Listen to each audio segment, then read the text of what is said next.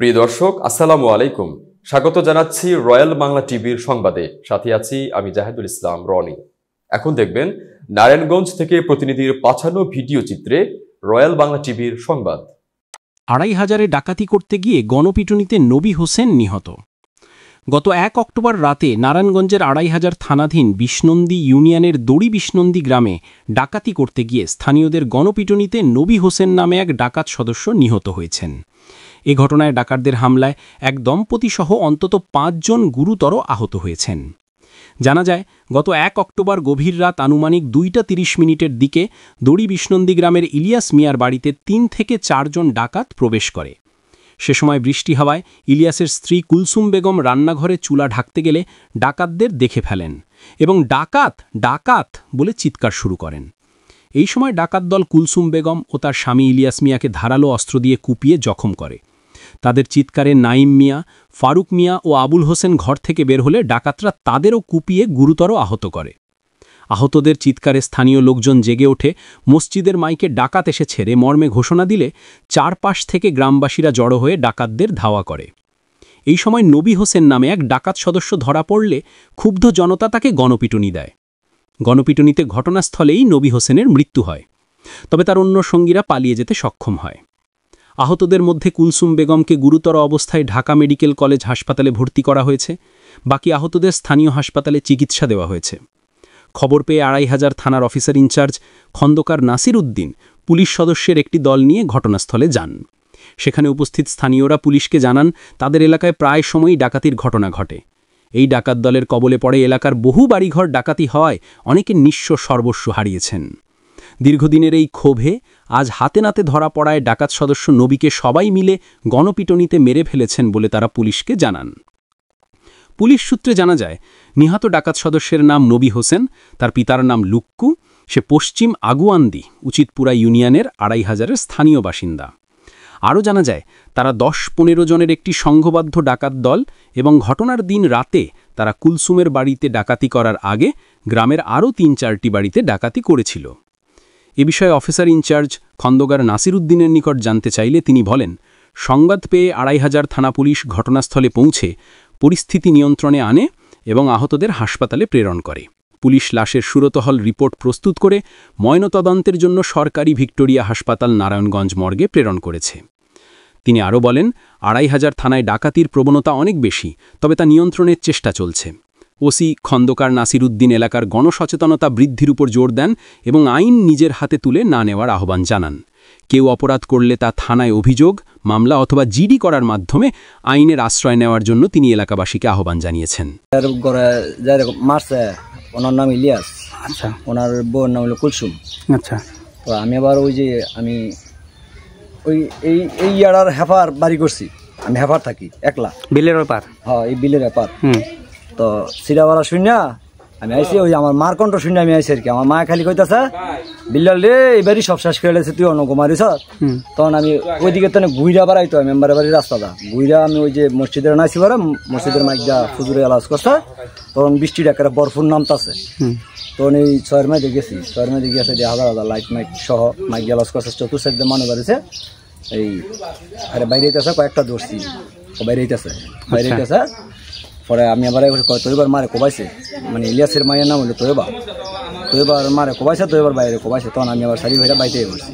আমাদের বাড়িতে রাত্রে ২টা বাজে আসছে ডাকাত, ২টা থেকে ২:৩০ পর্যন্ত। আমাদের পাশের বাড়ি তো আসছে, আমাদের বাড়িতেও আসছে। আইসা গলার ভিতরে বড় বড় ছুরি ধরছে, তারপর স্বামীরে মারতে চেয়েছে, পোলাপানেরে মারতে চেয়েছে। তারপর আমরা বলছি যে আমাদের মারধর করেন না, আমাদের যা আছে আপনারা নিয়ে যান।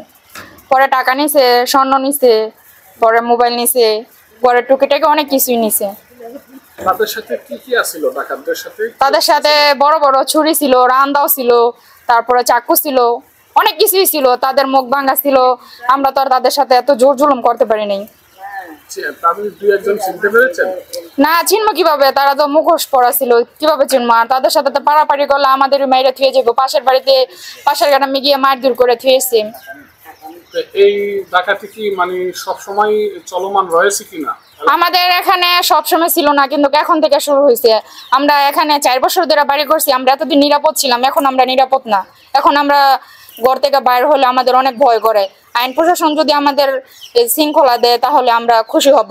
আর এখানে চকের বাড়িঘর অনেকেরই সারা সারা বাড়িঘর আছে এখানে, তো আমরা নিরাপদ বোধ করি না। থেকে কি কি নিয়েছে?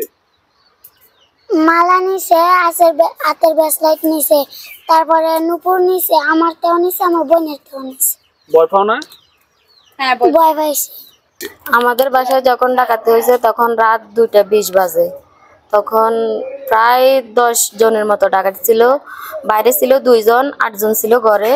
2 জন ছিল আমাদের, মানে 3 রুম না, আমাদের এক রুমে 4 জন ছিল আমরা যেখানে থাকি, আর এক রুমে 2 জন ছিল, আর এক রুমে 2 জন ছিল। সব একদম বাড়ি হইতে ডেক্সি হইতে সব কিছু নামাইয়া তদন্ত করে ওনারা দেখছে। আমার মোবাইল নিছে, 6-7 হাজার টাকা ছিল, এগুলা নিছে। 10-15 হাজার টাকার মালা ছিল রূপার, এগুলা নিয়ে গেছে।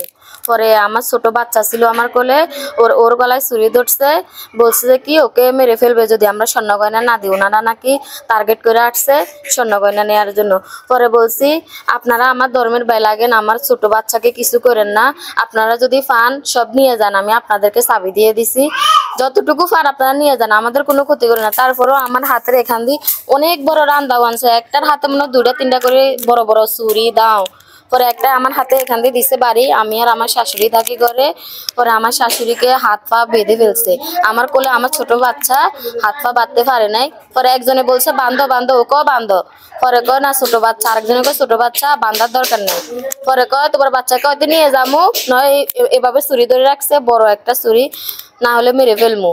হয়তো আমাদেরকে টাকা স্বর্ণ গয়না দেয়, না হলে মেরে ফেলমু। পরে মানে এদের কাছে কি কি আসছিল অস্ত্র? এদের কাছে বড় বড় ছুরি ছিল, অনেক বড়, আমার সমান এত বড় একটা রান্দাও ছিল। সবার কাছে একটার কাছে 2-3টা এরকম করে। আবার সল ছিল, সাফাল ছিল, কুড়াইল ছিল ওদের কাছে। আমি এটা আমার শ্বশুর বাড়ি, আমার বাপের বাড়ি নোয়াখালী। এখন আইন শৃঙ্খলা নিকট আপনার বলার কি? আমার প্রশাসনের কাছে বা সবার কাছে আমার একটাই যে আমরা নিরীহ মানুষ, যাতে আমরা একটু সুস্থভাবে বাঁচতে পারি, আমাদেরকে এরকম কিছু করে দেওয়ার জন্য আমরা সরকারের কাছে বা প্রশাসনের কাছে এরকম দাবি জানাইতে চাই আর কি, যাতে আমরা ভালোভাবে বাঁচতে পারি। আমরা তো যে দেশের এখন যে অবস্থা, আমরা সুস্থভাবে বাঁচতে পারতেছি না, সারাক্ষণ আমরা আতঙ্কের মধ্যে থাকতে হয় আমাদেরকে। আমগো ভাই প্রথমে ডাকাত ঢুকছিল, 10-12 জন ঢুকছিল।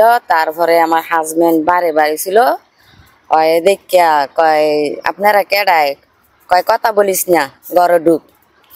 তো ডরে ঘরে ঢুকে গেছে গা। পরে সেদিকে আর ঢুকতে পারে নাই। পরে এলাই চকে আমার দেওরের বাড়িতে ডাকাতি করছে। এরকম ডাকাতি কি 2,500 সব সময় হয়? সব সময় হয় স্যার, আমরা চাই নিরাপদ থাকতাম বিলাই, অনেক নিরাপদ থাকতাম। এমন ধরনের হলে কেমবে কি করুম, পোলা বানলে বাচ্চা বাচ্চা লয়ে অনেক ভয়ের মধ্যে থাকি। এখানে পুলিশ প্রশাসনের আনাগোনা নাই, আসে না? আসে না, টহল ডিউটি আসে না? আসে না।